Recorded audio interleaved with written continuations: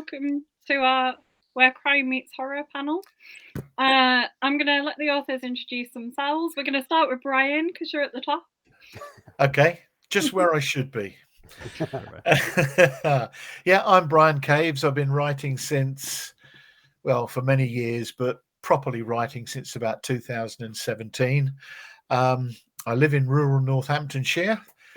What else? I'm just slightly past retirement age. I've just got my bus pass. Whoopee!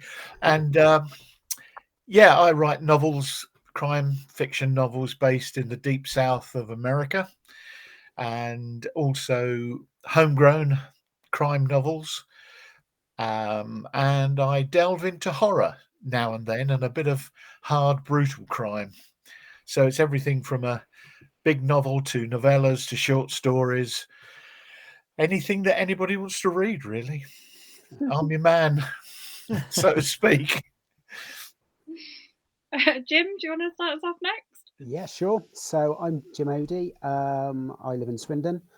I'm due to have my 19th and 20th books coming out soon. The 19th one is a co-write. Predominantly psychological thrillers, I guess. All my books have twists in them. I have officially 4 horror books, but it's quite dubious. You could probably say another 3 or 4 kind of go down the dark mystery and kind of have a bit of a horror turn to them in the end. I've also released about 20 short stories as well, but I'm kind of leaning more towards horror as of now. Yeah, that's it for me. Go on, Peter. Okay. Hi, everyone. It's nice to be here, and happy Halloween, of course. My name is Peter Laws, and funnily enough, like Brian, I've had books being published since 2017. So I've had 4 novels published since then, but also a non-fiction book. And the fiction is crime fiction, but it has a very healthy thread of horror and the supernatural, because that's kind of my area. And the non-fiction book was a kind of popular psychology book explaining why we're drawn to morbid things and defending that. So I do that, and I also host 3 podcasts and do various kind of journalism stuff here and there. Lovely. So let's get started with where do we draw the line? What do you think constitutes something being a horror book as opposed to a crime novel? Well, who wants to start us off? Go on, Peter. Well, for me, I would define horror as its prime aim, its prime kind of function is to scare the reader, is to put the reader into a state of unease, fear, whether that's supernatural or whether that's a kind of slasher movie or something. But the prime aim is to have the person frightened and freaked out. And I think that's how I differentiate horror from, say, crime fiction, because if you say crime fiction, straight crime fiction, whether it's cozy or whether it's police procedural, the prime aim, it certainly has scary elements in it, but the prime aim can be, this is a puzzle that has to be solved, or this is a mystery that is being unearthed, or whatever. And so the prime aim of crime fiction is not necessarily just about atmosphere and scares. It's part of that. So yeah, I'd say whatever the prime aim is, and if it's to scare you and give you nightmares, I'd slot that in the horror file. Yeah, I'd agree with that. I think I'd probably add to that to define horror is probably down to the readers and what they, what scares them, and because pretty much being scared is all different types of things. So actually, in some crime books, you can be scared of that because you've got stalking, you've got someone who is, looking to murder people, commit crimes, and anything can be kind of quite scary in that context. But no, you're right. I mean, horror is predominantly, the idea there is to scare your reader.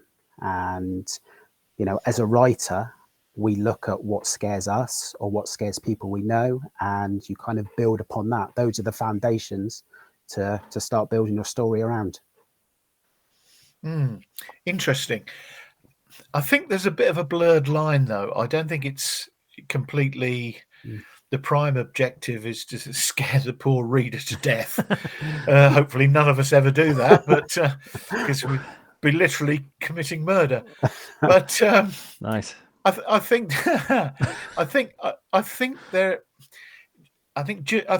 it's correct in what you both say, and as Jim says, it depends on the reader, because nothing seems to scare me, and I've read some of the most horrific books you could, everything from absolute blood and guts slasher right through to the extreme, and when you read these things about I was on the edge of my seat, or I held my breath, I mean, none of that seems to happen to me,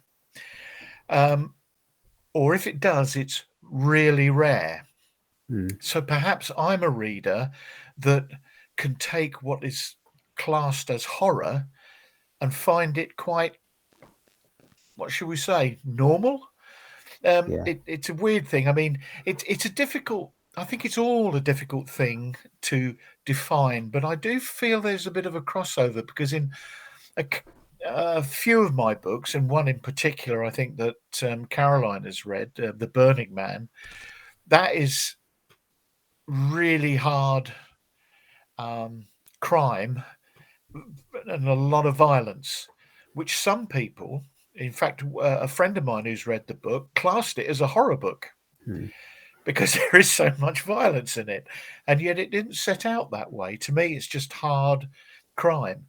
But there have been very few books that have really stirred and unsettled me, and the first one that did was Salem's Lot by Stephen King. And to this day, I still find that one of the creepiest books I've ever read. I still find the TV series one of the creepiest TV series I've ever seen. It's so good. Even despite the creaky sets and all that sort of stuff, and it still gets to me. And more recently, one of the things that's kind of unnerved me, which is rare, is The Devil's Hour, which is on Amazon Prime at the moment. And I'm 3 episodes in, and I am finding that quite unnerving. Even though it's about crime, it's a really, really unnerving thriller, psychological thriller, which I think almost verges, by the looks of things, on what some might class as horror. Brian, just when you mentioned Salem's Lot, I couldn't resist grabbing something from my wall here. I've got the tongue depressor crucifix from, really? from the scene where David Soul wards off Marjorie Glick, wow. the killer vampire. So it's an amazing book and film for sure. It is. It's one that really got to me and made me look twice around every dark corner and under the bed and all sorts of things. And I've seen a bunch, as I'm sure we all have, vampire movies, definitely. but none have come close to that. Yeah, I mean, I think maybe another thing to talk about with horror, particularly, is there is an assumption that horror is going to be horrific, like graphically so. But it doesn't necessarily have to be. I mean, you can see really quite frightening and spooky, more kind of haunted house films or books. The Haunting, the Robert Wise 60s film, or the films like that, which really there's no blood, there's no particular violence, and yet you still categorize it as horror because its aim is to make you very, very unsettled and spooked out. And that's what I love about horror. It's that it's not only about violence, and it's sometimes not even about violence at all. It can be about a kind of more metaphysical threat, the supernatural. So that's one of the reasons why I love when crime mixes with that. Yes. I mean, people often say isolation is one of those things that is kind of focused on. So where you're somewhere on your own, and it is almost, it's a cross between your mind conjuring what could be out there or hearing things, and the expectation of what could be or is actually out there. So that isolation, again, it's not something that's actually happening. It's something that could happen, and it's that unsettling feeling, isn't it? That's it is planted. Yeah, your mind playing tricks. Mm. And that's probably the most powerful thing of all, is your mind and what it does to you. Yeah, but you're quite right, Jim. I agree. Isolation is pretty scary, even at the best of times. Yes, particularly if it's inside a coffin. Particularly if it's inside a coffin. Yeah, yes. I just did a podcast episode about premature burial, and the amount of cases that happen. And one case in America where they pulled up the coffin because they thought, they were going to move the body, and unfortunately, the man who they'd buried had turned over in the coffin and was gnawing his way through the boards to try and get out because they'd buried him alive. Cheers. Yeah. And on that happy note, nice light topic. Yeah. So Kim Wood, she asked you who influenced you to write horror.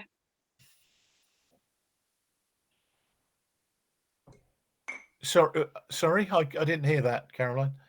Kim Wood asked you all who influenced you to write horror.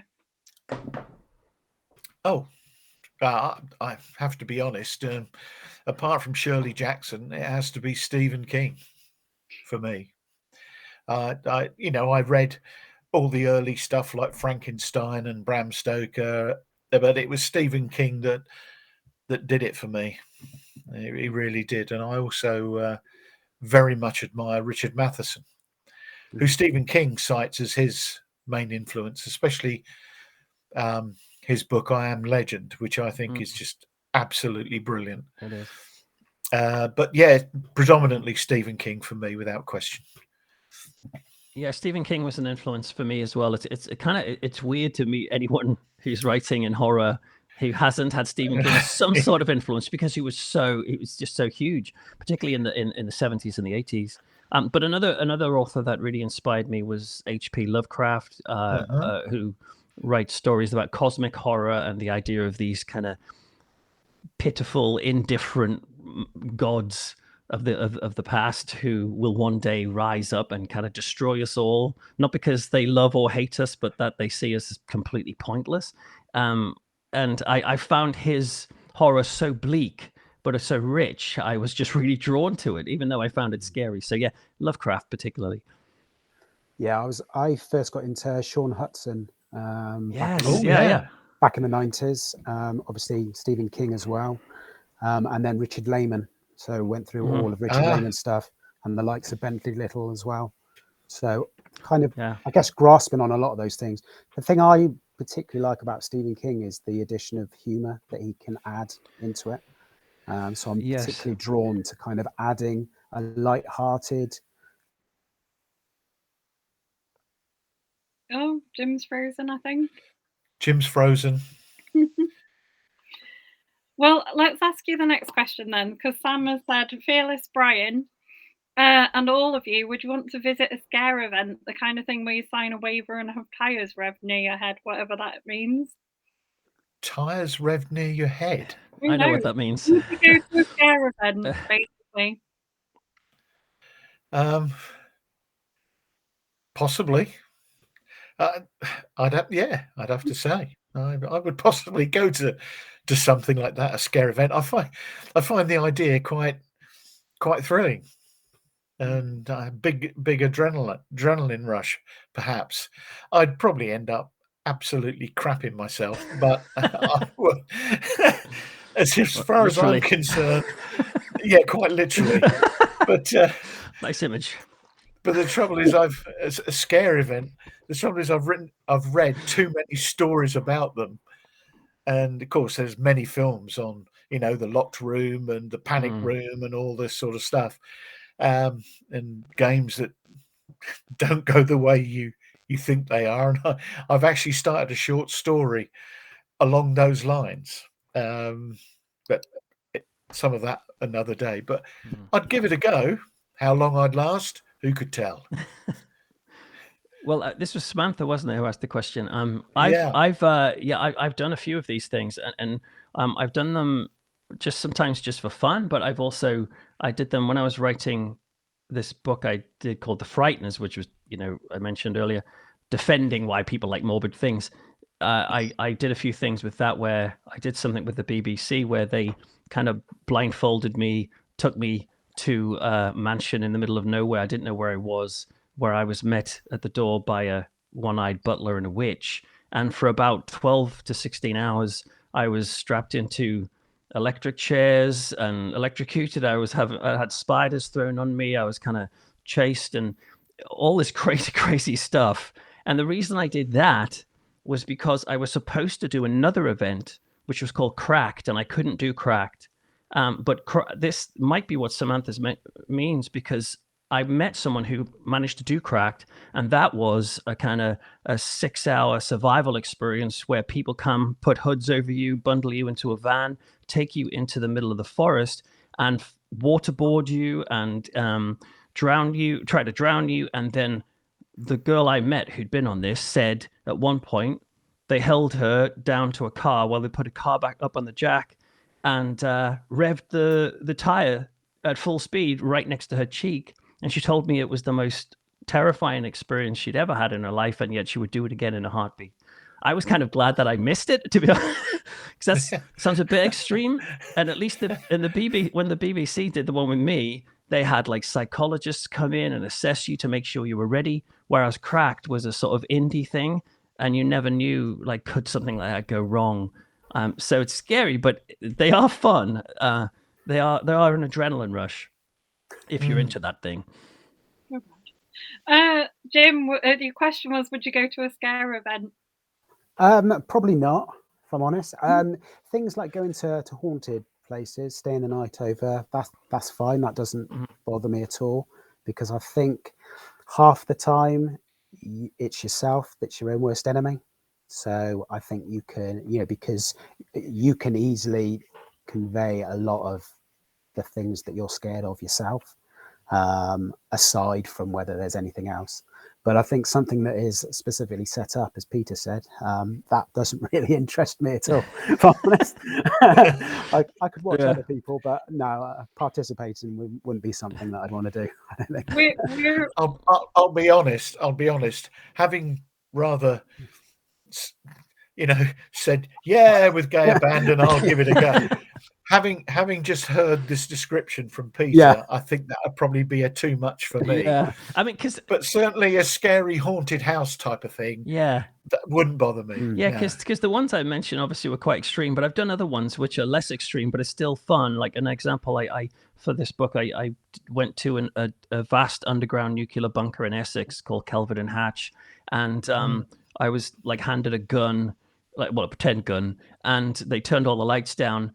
And they just filled the place with actors dressed as zombies chasing you through this nuclear bunker. It was absolutely amazing. It was like one of the most exhilarating experiences of my life, being chased by zombies through a corridor while alarms are going off in this sort of decommissioned bunker. So it's for me, I think it's all about kind of simulated safe scares. I would never enjoy that for real. Like if I walked through a town, or I went to a nightclub, let's say, and some guy was following me in the street, that's not fun. I don't enjoy real violence and threat. In fact, that's one of the reasons why I like horror, because it helps me deal with my fears of real violence. But if it's play, and if I know, or if it's fiction, it elevates and becomes something like which is exhilarating. It's a strange but interesting psychological function, I think, of these types of stories. And you also don't know how you're going to react yourself until you're in these kind of situations. I mean, I know the first time I did paintballing, I was a bit wary of what it would be like. Yeah. After half an hour, I was stalking people and setting traps and overly into it. Yeah. So I don't know whether I would have been the same with the zombies and would have started setting traps and taking them out one by one. I'm not sure. I think I'm in the wrong discussion group here. Me too. Got two maniacs.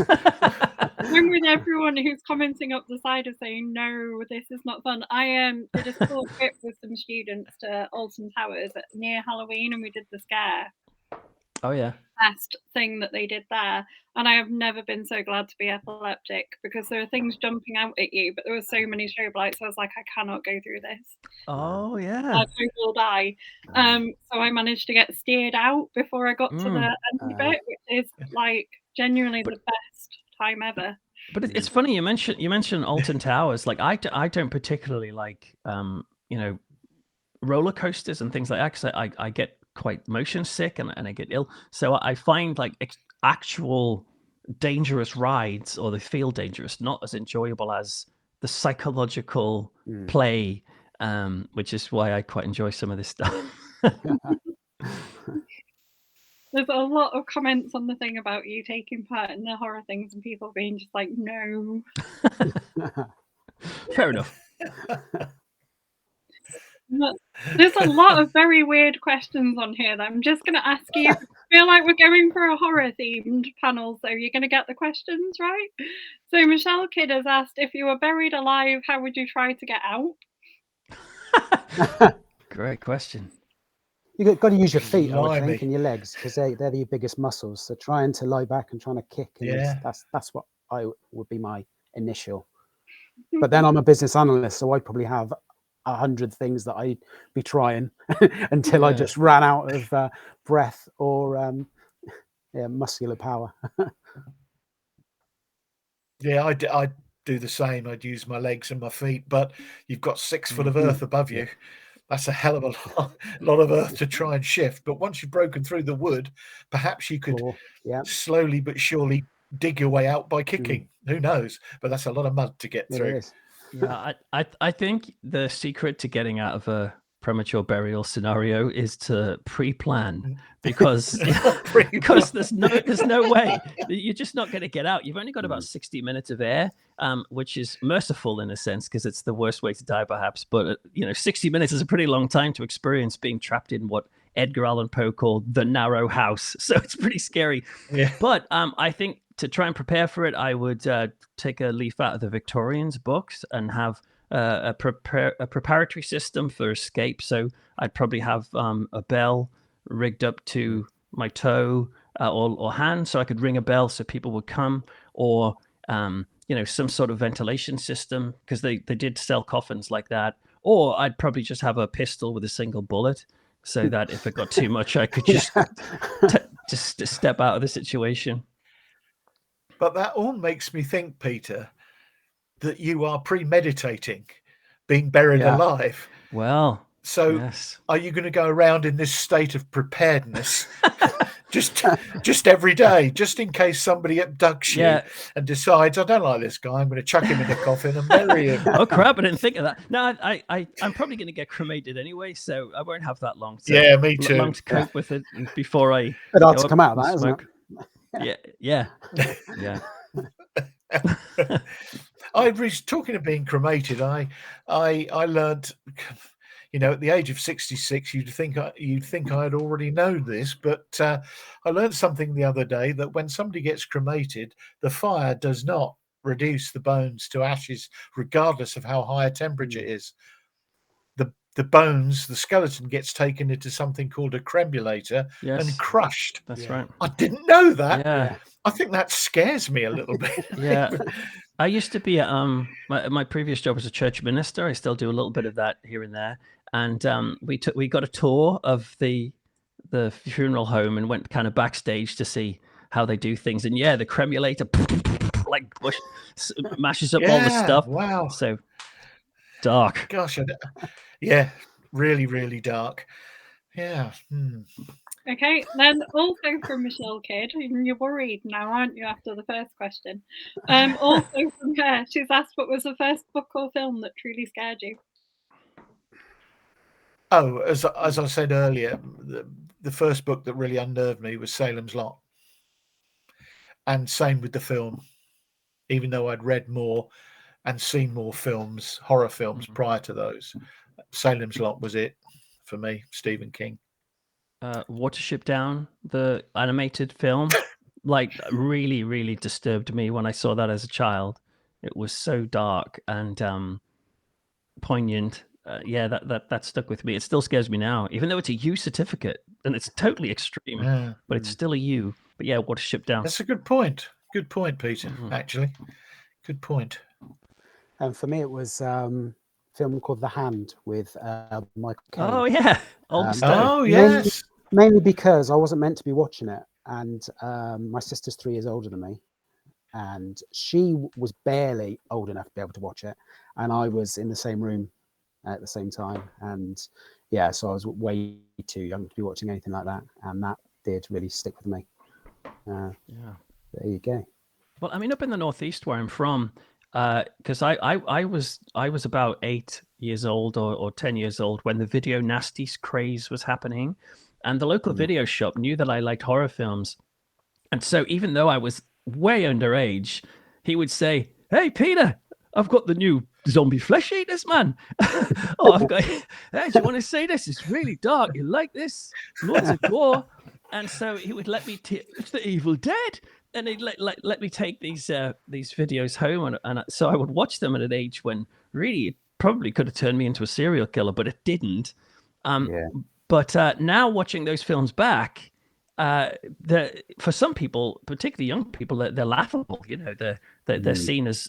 I didn't think that at the time, and I was just at a party recently where there were teenagers like 12, 13, and kind of walked into the room and they were watching Dharma, the Netflix series, which is super dark. I've seen it; it's interesting, but yeah. So I think young people, you know, they do get drawn to this forbidden, scary stuff. It's a rite of passage almost.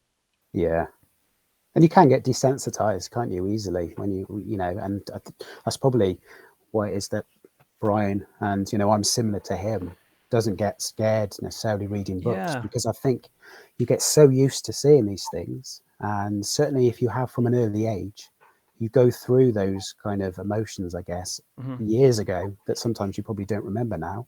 And so now it's, you know, it's almost old hat, but you just go to kind of remember what it's kind of like. It could be, but I've just got a heart made of stone, so I don't feel anything much. But don't you I really, don't you find it interesting how because you can become desensitized to fictional crime fiction or to horror, you can, and yet I don't find anybody, and certainly not me, who, because you get desensitized to fictional horror, is somehow desensitized to real horror. And what I mean is you could read 1,000 crime fiction books where somebody gets stabbed in a nightclub, let's say, but those same people could sit in a bar and they'll see two people starting to argue and push each other, and their discomfort levels go up just as much as everyone else, and it's like, I don't like this. This is not good. This is dangerous. And so true. I'm not a believer in that. Seeing too much of this stuff turns you into a kind of heartless, cold machine. It might when it comes to fiction because you've seen it all, but with fact, you're still as sensitive and, you know, loving as everybody else is.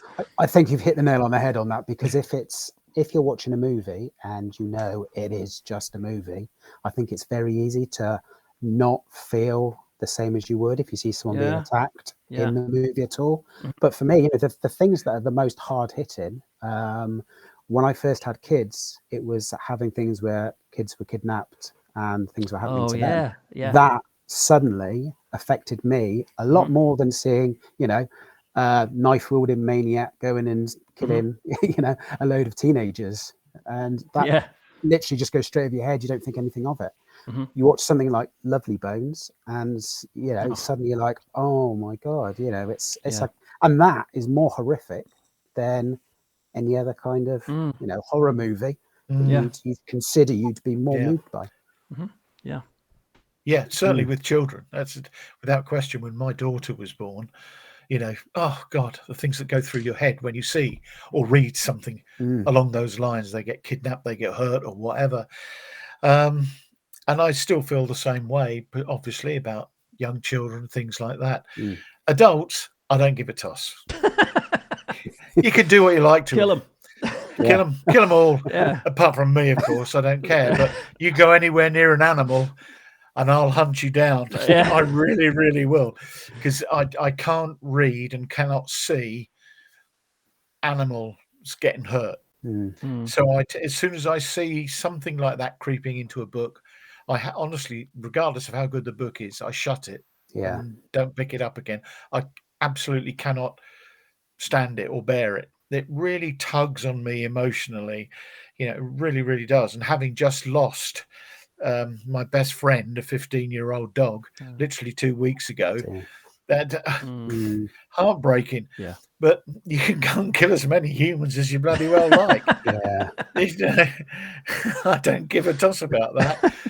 Just stay away from young people and babies and innocent children. Yeah. That's awful. That's dreadful. Dreadful. Are you a fan Anyway, of the website Does a Dog Die in It then? So you can check the books out beforehand, make sure there's no animal deaths. Well, it depends.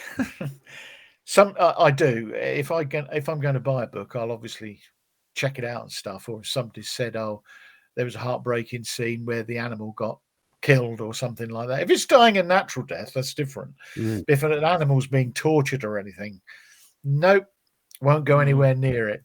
Yeah. Won't go anywhere near it. It's like Anybody. Jack Ketchum's book Red.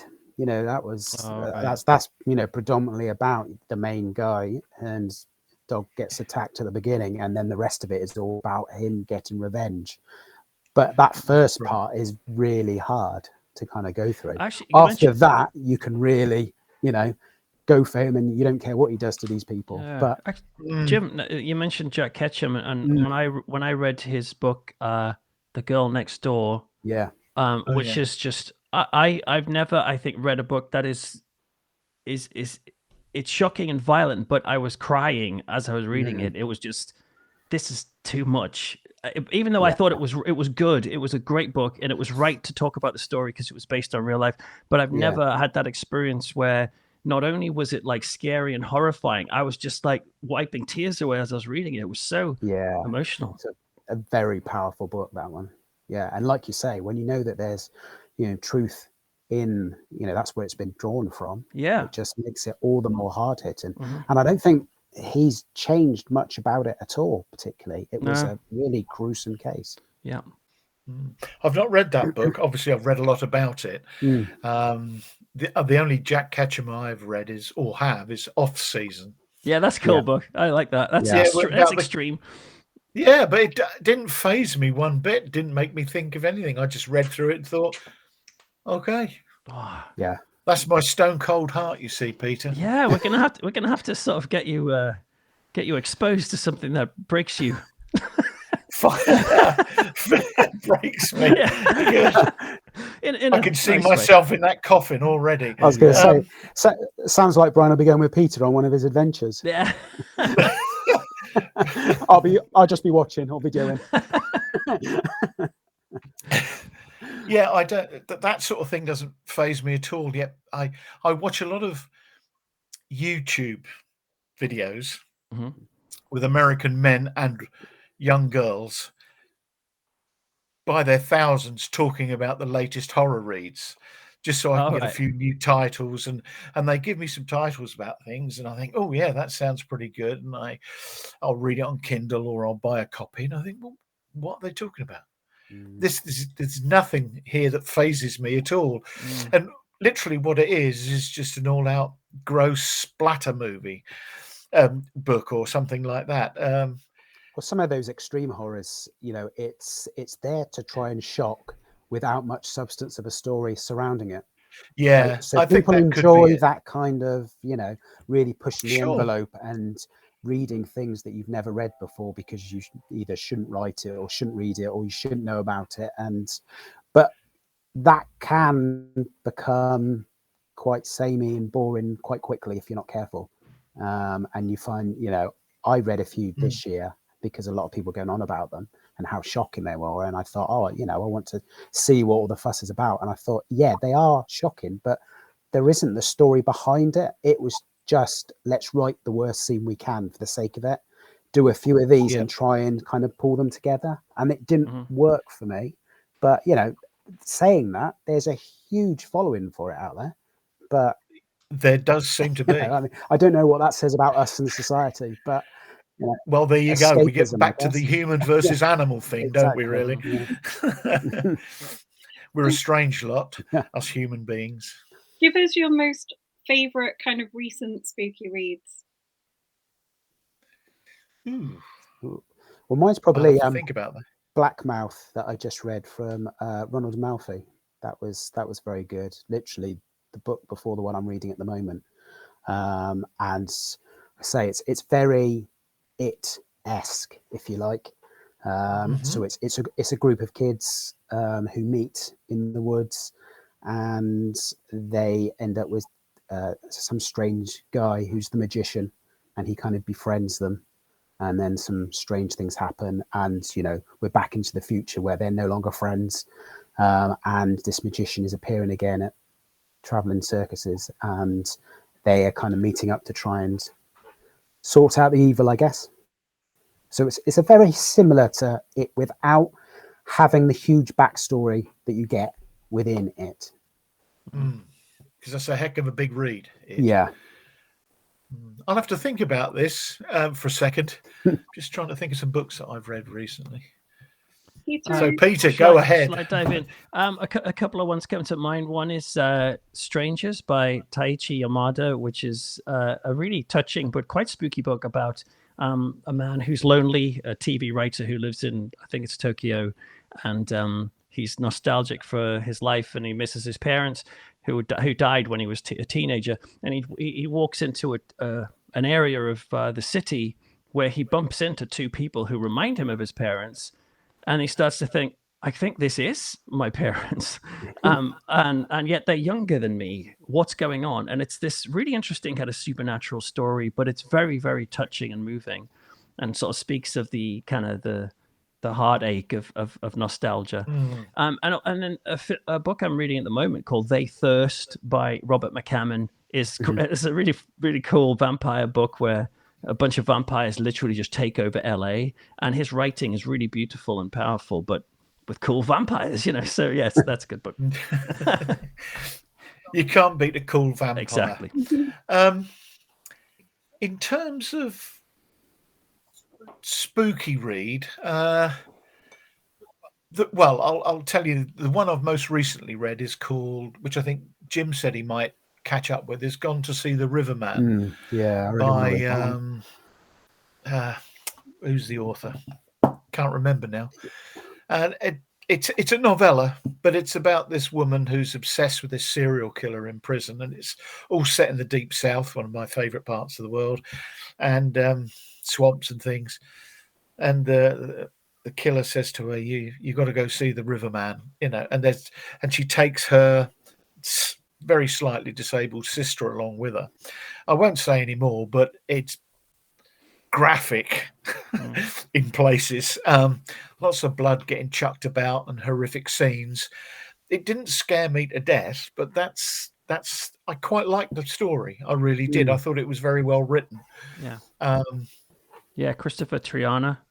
Samantha's just said the name. Thank you, Samantha. Yeah, she's given us the author. Yeah, Christopher Triana, and that's the latest one that I've read, and I enjoyed it.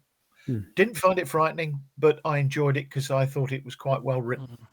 I read a fair amount of nonfiction as well, and I sometimes find that even more scary. So, a book called "This House is Haunted" by Guy Lyon Playfair about the Enfield poltergeist case, which is a poltergeist case that has like a surprisingly persuasive amount of witnesses to it, and so that sort of stuff, especially when you can read it and then hop on YouTube and listen to the recordings of the little girl sort of talking in a kind of freaky, "My name's Frank," what? It's like oh whatever, my name's Bill. That was it, and that sort of stuff is creepy to me because, and this is what I like about horror, you see, because if I'm lying there and I'm reading a book about crime, yes, it's possible that a serial killer could enter my room, but I don't tend to sort of sit there thinking that's going to happen because statistically it's very unlikely.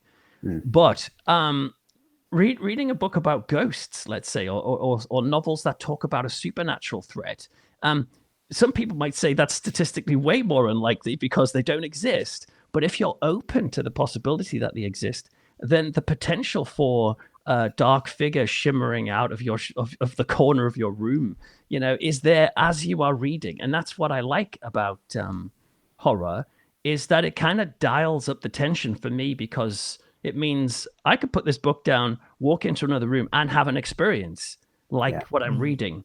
Whereas I don't necessarily think, oh, I'll go and brush my teeth tonight and I'll see Ted Bundy in the mirror. Thankfully not.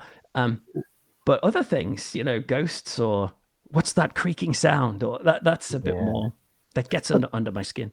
And also, I think, touching on that, a serial killer as a person, you think you might have some, chance of being able to escape or get away.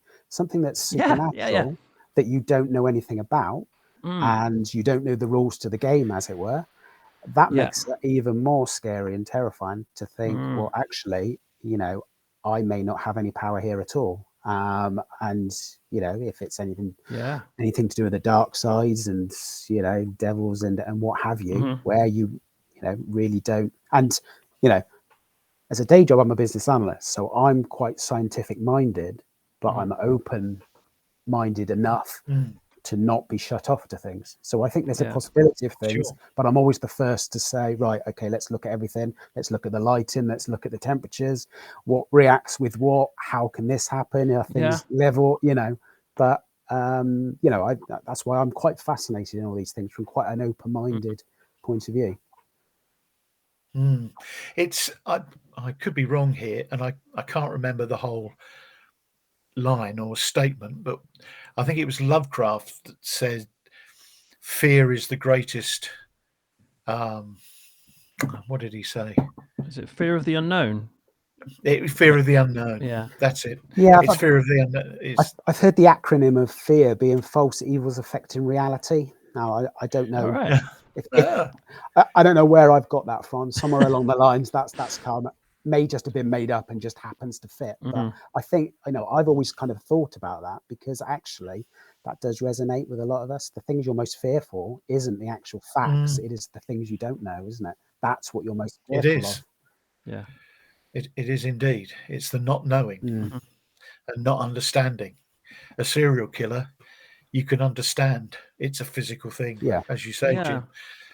And trying to escape a ghost or something is entirely different. And because it's purely a physical thing, this is in a way one of the reasons why I find crime fiction that has threads of the supernatural to be inherently kind of hopeful, in a sense. Because if I just say, I don't know, sit down and watch an ITV crime drama where a woman is raped and murdered in the park, and they spend 2 hours trying to figure out who the killer is, I get why people might want to be drawn to that. But when I watch that sort of stuff, I'm just left with the, oh wow, like, women get murdered. That's real, and that's depressing, and it's very sad. But if it has any thread of the supernatural, not only does it give me a chill and it freaks me out, it also kind of whispers in amongst that, hey, maybe that woman who died, that's not the end of her. Maybe there's something else after death. Maybe my loved ones who I've lost, I'll be reunited again. And so horror has this kind of hopefulness to it. Ghost stories do. I've been working on a BBC show recently called Uncanny, which is exploring people's real life experience of essentially ghosts. And the following for that is huge. And the reason is because I think, people are turned off organized religion because it's, they feel it's prejudice or whatever. But ghost stories give us a little bit of a spiritual kind of input, a sense that maybe there's something beyond. Is there anybody there? Is there something beyond us? So there's a hopefulness to me, hearing a ghost story. If we all see a ghost tonight in our room, a dark figure moving towards our bed, and we know for certain it's not a hypnagogic hallucination, we actually encountered the supernatural. I don't know about you, but that would be both terrifying, but it would just open my world up. Yeah. Wow, maybe there's something else. And that inherently for me is hopeful. I think you're right. It is opening the door, isn't it, to other possibilities? Yeah. Yeah. The film critic, Mark Kermode, whom you've probably all watched or listened to at some point. I mean, his favorite genre is horror. Yeah. And despite the fact he has to be expert in all the genres, if you like, he says it's the most complete of all of them. Yeah. It involves all the senses, all the hopes, all the desires, all the fears, absolutely everything. And I think he's quite right. I think he's quite right. Personal experience, though. Now, I lived on my own for about 10 years after my divorce, and one night I got into bed, not a problem with the dark, not a problem with nothing, and I lay there and I was in a sort of semi-falling asleep, semi-conscious state, and I felt the quilt move, and I felt someone get into bed next to me, a complete, what felt like adult human form. And I lay there, and my skin was absolutely ice cold, covered in goosebumps. And I lay there like that, unmoving, for probably 10 minutes, although it felt like a lifetime. Yeah. And suddenly it disappeared. But I physically felt the presence of this person get into bed. And you can make all the jokes you like. I was on my own and I lived on my own. It wasn't an animal. It wasn't anything, because I didn't have any pets. So I can't explain that. And it's never happened to me again since. And did you find that to be a positive experience or terrifying? Like, do you wish it never happened, or you kind of like glad it did? Well, it's a strange thing, because I was terrified while it was happening. Yeah. I didn't move my arms out to try and touch, nothing, but I could feel this shape next to me, this human form. When it finished, obviously I turned the light on and everything and looked around the room, and there was nothing there. And then I wandered around the house, feeling totally not moved by it at all. Mm. And what I did after that was, for a few weeks after, I had this mantra where I used to go to bed and I used to turn the light off, and just before going to sleep I used to say, do your worst. And after a while I forgot to do that. It just went by the by. But that's what I wouldn't necessarily class it as a positive experience or thinking back of that bad an experience. But it was an experience which was absolutely terrifying at the time, at the moment, and weird. And I dealt with it just by being kind of offhand with it. Yeah.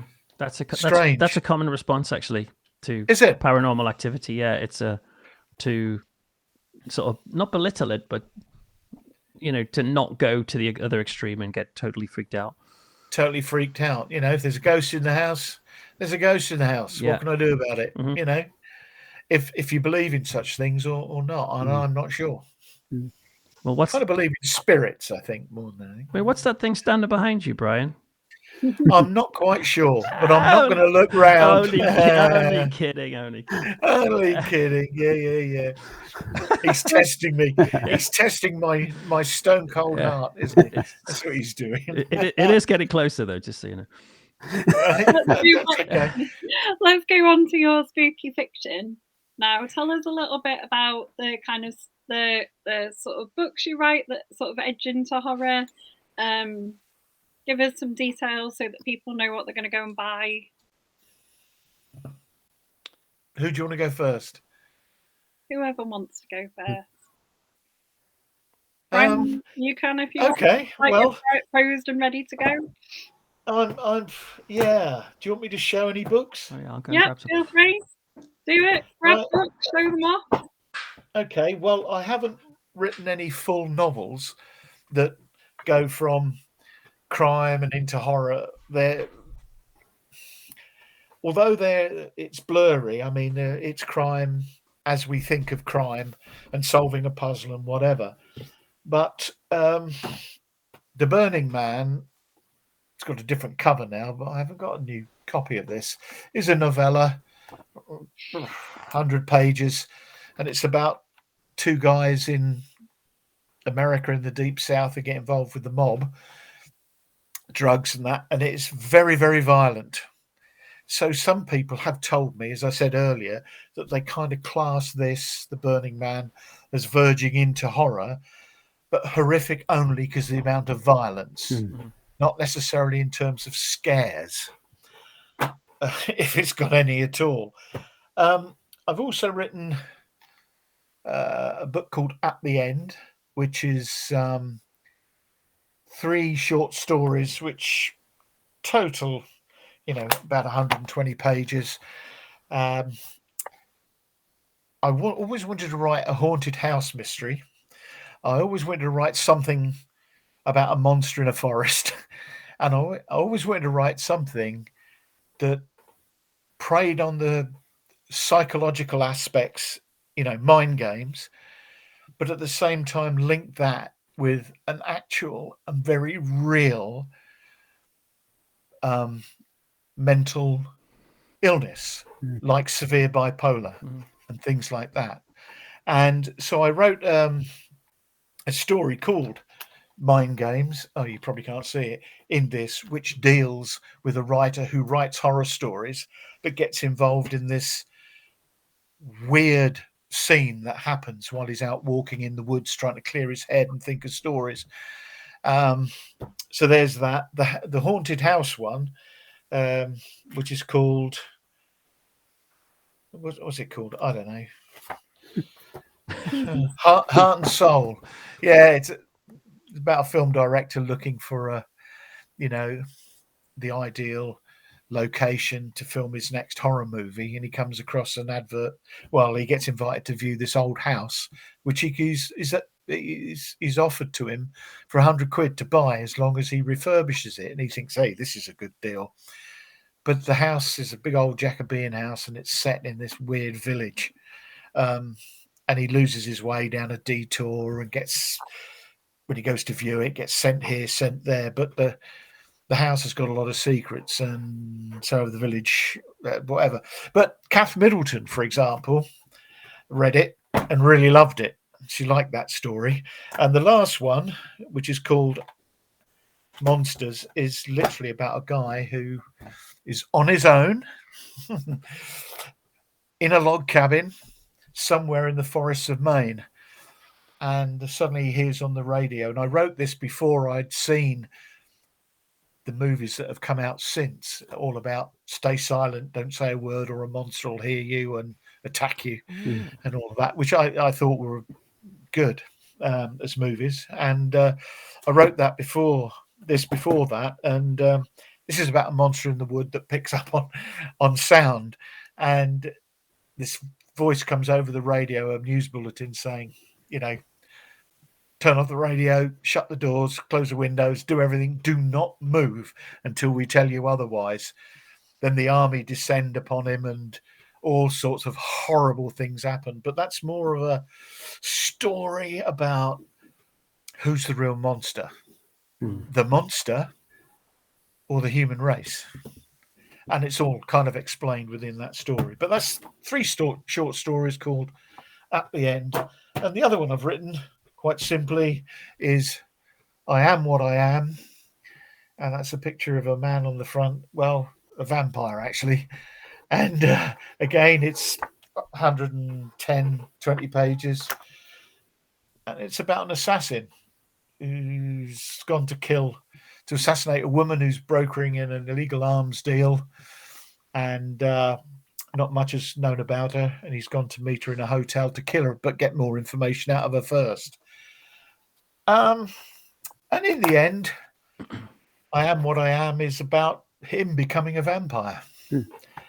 And it's quite bloody in places. And I've tried to avoid the Twilight Zone style of vampire novel, which is I'm not a fan of. All right. So that's my venture into horror. Just 3 novellas, really. That's it. Shall I go next, Kaz? Yeah, if you want to. Okay, so other than nonfiction, I write the Matt Hunter series of novels. And Matt Hunter is basically an ex-church minister turned atheist professor who helps the police solve religiously motivated crime. And so I've read that. Oh, you've read that? Purged. Oh, nice. Yeah, cool. Yeah. Good book. Oh, thank you. Good book. Read it ages ago. I read it that. recently and really enjoyed it as well. Oh, thank you. I Yeah. appreciate that. That's very touching. Just like with people who've all read it. Yeah, well, that's encouraging. So yeah, Purged. An example would be it's usually him dealing with like insane Christians.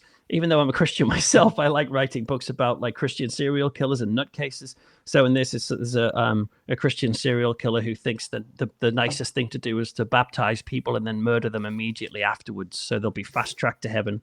And then the other books are it's about poltergeists. That's about a cult.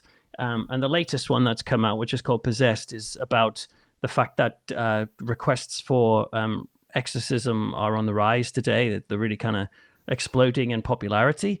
A few years ago it was fidget spinners. Now it's the ancient ritual of exorcism that everyone wants. And so that book is about the world's first televised mass exorcism. And Matt Hunter in the midst of that is saying, look, these people need help. They're mentally troubled. But the religious people are saying, no, this is satanic.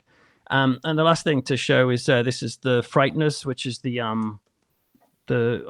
non-fiction book about why we love monsters, ghosts, death, and gore. That's it. Okay, so mine. So I've got the Little Miss Evil trilogy. So book 1 and book 2 are out. 3 I will be writing and releasing hopefully for spring, summer next year. Those I would say are probably, if you think of Jack Ketchum and Richard Lehman writing Saw in a summer camp, then wow. that would pretty much be it.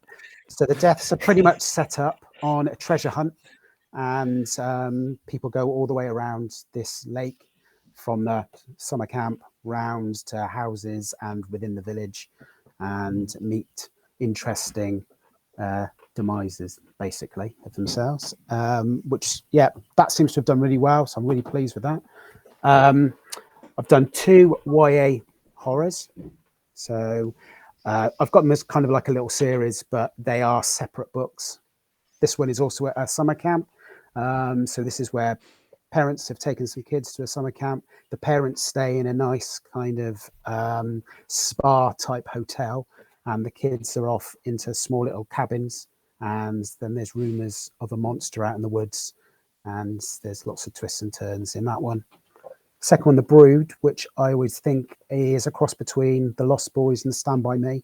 So it's coming of age, vampire,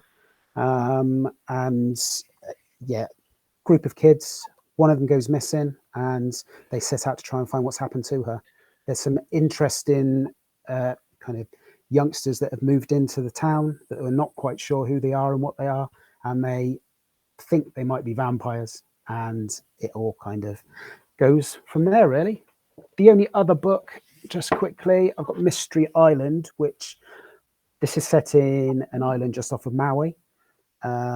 Most of the time it seems to be kind of like a crime book, but in a lot of my books, the last probably 50 or 60 pages, it suddenly goes a little bit darker. Most people just say this is a fun book, and as I wrote it just like that, really. I enjoyed it. There's quite a lot of comedic elements, I suppose, to it because of the characters, very character driven in that, but it also has its dark kind of elements when they're actually on the island. So that's those from me. And the Little Miss Evil books, I'll just say, for the next couple of days, they're only 99p or 99 cents on Kindle until I whack them back up. Bit of shameless advertising there. Yeah, I know. Shocking. We don't mind. You're allowed a bit of shameless advertising when you're in an interview, aren't you? It's fine. Okay. Am I allowed to show my crime books as well, or are we specifically talking horror? You can show a crime book as well. Just while you're showing off a crime book, Donna has asked Peter, can you get Purged on ebook? Oh, good question. Actually, up until recently, you could get it, yes, on ebook and audiobook and all the other books you can get. But recently, I've tried an experiment. I've never done this before. Is that I actually asked for the publisher to to give me the rights back to those books, because I've never tried self-publishing. It's a thing I've never experienced before, and so I kept getting encouraged to try it, and so I requested that I get the rights back. I don't know if that was a stupid idea or not, and so it means that I need to sort that out. So at the moment, it's not available on ebook. It's on audiobook. So thanks for the reminder. I need to get on with that. I'll add it to my list. Well, there you go. You've got someone potentially waiting to. Well, buy yeah, it. exactly. There you go. That's a good impetus. Laura says Anyway. she's got Little Miss Evil ready for tomorrow to read, and Kim says she's got lots of books added to her TBR list. Brian, we are at the end of our time, so show your book quickly. Oh, right, okay. My first crime novel from 2017, A Long Way From Home, set in the Deep South in 1961. Segregation, race riots. Well, it doesn't have riots, but racial discrimination, murder, disappearing children, and one guy from Chicago who's come to sort it all out. It's been several people's book of the year, included Sam Brownlee back in 2020. It was her book of the year. I think Jim's recently read it as well and really liked it. It was fantastic, really good book. Thank you, Jim. And also, number 1, The Tin Man, the Simeon Cain PI mystery. Number 2, Dirty Money, Simeon Cain PI mystery, set in the UK, up to date, working on the third one. Out and out crime. There we go. No transference in those to horror. Well, I don't know, but there's some horrific scenes. By the way, just to add before we finish, is like I do a lot of my work these days, my writing work in the podcast space, as they call that. So if anyone wants to have like sort of scary true stories, then just check out Frightful Podcast. Or go to revpeterlaws.co.uk. Sorry, peterlaws.co.uk, and you'll get all the links to my scary podcasts there. Cool. Excellent. Yeah, because your creepy podcasts always sound excellent. Oh yeah, Creepy Cove. That's like Songs of Praise meets Stephen King. It's like full and immersive church services broadcast from a mysterious fishing town. It's pretty weird, but it's like having church, but a horror themed church service with hymns and eerie prayers. It's pretty wild. Creepy Cove, that's called. Thank you, Samantha, and thank you, Donna. Yeah, thank you for your statements. Yeah, I like that. Oh yeah, about A Long Way From Home. Nice. Yeah. Thanks to everybody on here for taking part. Yeah, thank you. Nice to meet you all. Because I have to say, Peter's book Purged and Brian's book Long Way From Home are certainly in my top 5 books that I've read. You're a good man, Jim. That's very encouraging. Thank you, Jim. With you too, is very lucky. So thank you very much. The check's in the post. Yeah. We'll add on to that Little Miss Evil got a 5-star review from me, so also an excellent read. Hey. And thank you everyone for taking part. Yeah, and I've got your Tales from the Coffee Pot ready to read, Jim.